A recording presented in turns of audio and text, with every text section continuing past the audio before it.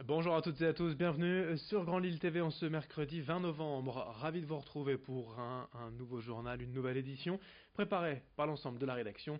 Avec d'abord vos prévisions en météo, enfin un temps frais, voire même froid, mais ensoleillé. Aujourd'hui, on va profiter d'une belle lumière, du soleil, du ciel bleu.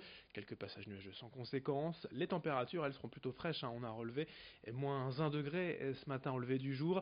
5 petits degrés seulement pour les maximales cet après-midi à Lille et aux alentours de la métropole lilloise, mais sous le soleil, je vous le disais.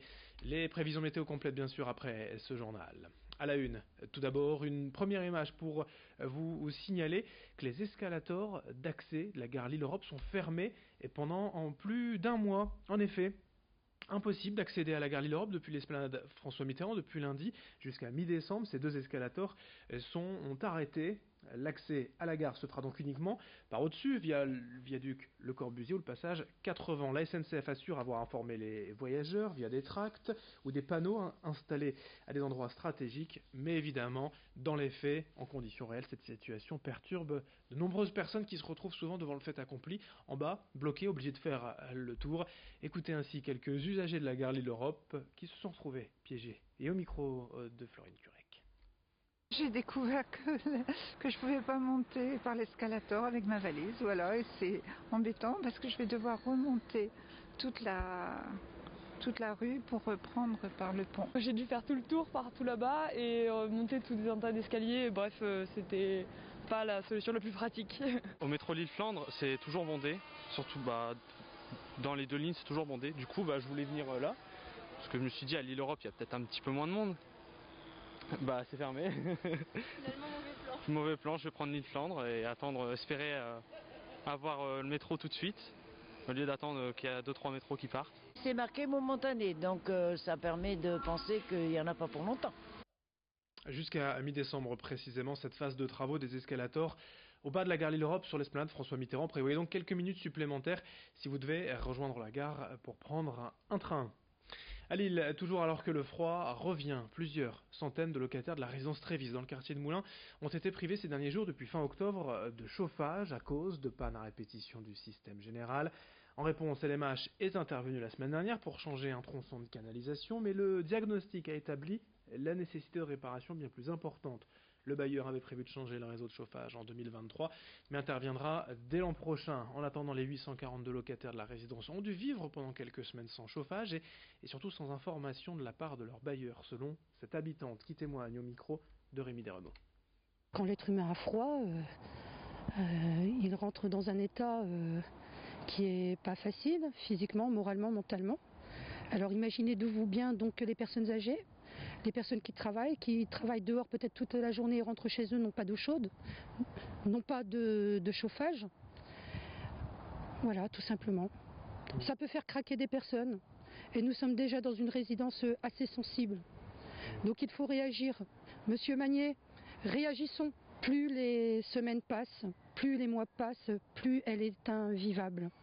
Et de mon côté, je mets tout en œuvre pour pouvoir ne même plus voir les changements en 2020. Alors de son côté, LMH assure que tout est fait, mis en œuvre pour informer les locataires et répondre au plus vite à leurs besoins. Les travaux donc devront être faits l'an prochain pour changer l'intégralité du réseau. Voici les explications d'un responsable LMH par téléphone. Aujourd'hui, il y a eu des contrôles de température qui ont été réalisés ce matin encore. On a des relevés de température qui se situent entre 19,5 et 20,5. Donc les logements sont aujourd'hui chauffés convenablement. Pour combattre un petit peu la perte de température liée à l'inertie du bâtiment, on a même laissé le chauffage fonctionner 24 heures sur 24 à cette température-là. Donc pour combattre un petit peu la chute des températures que les logements avaient pu rencontrer cette semaine du fait de cette défaillance. En ville, depuis le 23 octobre dernier, les trottinettes électriques sont régies par de nouvelles règles devenues, précisément, je cite, des engins de déplacement en personnel motorisé. Il y a quelques règles à respecter. Au cas où, si vous êtes utilisateur, ne respectez pas ces règles, eh bien, il y a des amendes, 35 € si vous portez par exemple des écouteurs ou un casque audio, 135 € si vous roulez sur les trottoirs. Sachez qu'il faut avoir au moins 12 ans. Ne pas rouler donc sur les trottoirs, ne pas porter un passager. Il y a également quelques dispositions techniques à avoir sur la trottinette électrique. Explication avec un avocat lillois, maître Charles Merlen. La trottinette électrique doit comporter un certain nombre d'équipements, effectivement. On peut noter qu'il doit y avoir un klaxon, un système de freinage, des bandes réfléchissantes, des feux avant et arrière. Lorsqu'on utilise une trottinette électrique la nuit, on doit porter un gilet réfléchissant. Il est aussi important de noter que désormais, ces trottinettes électriques doivent être bridées à 25 km/h. On a vu sur Internet des vidéos de personnes qui roulaient à 80-90 km/h parfois sur le périphérique parisien ou sur des autoroutes. Aujourd'hui, c'est strictement interdit et c'est même sanctionné d'une amende de 1 500 € si on utilise ce type d'engin. Pour ce qui est du casque, malheureusement, le casque n'est pas obligatoire, mais il est vivement conseillé. Et s'il y a certaines personnes qui considèrent qu'on est un peu ridicule lorsqu'on porte un casque sur une trottinette électrique, il faut rappeler que le ridicule ne tue pas, mais que malheureusement, les accidents de la circulation tuent encore bien trop souvent. Et puis on termine avec un peu d'économie. La première édition de l'opération s'est ouverte hier à Roubaix.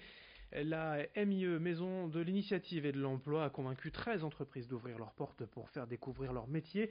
Exemple ici avec Adar Flandre Métropole, société spécialisée dans les services à la personne. Toute la journée au sein d'un appartement pédagogique reconstitué, les candidats ont assisté à des démonstrations pour comprendre les missions d'un auxiliaire de vie. Ils ont ainsi pu échanger directement avec les recruteurs et les salariés de ces entreprises en tension qui recrutent. 200 personnes ont participé hier à cette première édition appelée à se renouveler. L'intérêt de cette journée au micro d'Idil Gunay. Il y a plein d'autres visites d'entreprises qui sont organisées dans l'année, mais de concentrer la communication sur 10-15 entreprises le même jour, au même moment, je pense que c'est intéressant aussi pour les candidats, parce que ça leur permet aussi de voir plusieurs métiers le même jour. Tous n'ont pas le même, n'ont pas toujours d'idées précises sur leur métier, et c'est intéressant de leur donner cette possibilité de faire une visite toute la journée. L'entreprise y trouve son compte parce qu'elle voit des candidats, alors peut-être qu'ils ne sont pas complètement diplômés, complètement prêts, mais on se charge après de trouver les financements pour que ces personnes puissent être qualifiées quand il y a des normes particulières et d'obtenir un diplôme et le financement de ce diplôme, le bon organisme de formation, tout ça, ça fait partie de nos missions.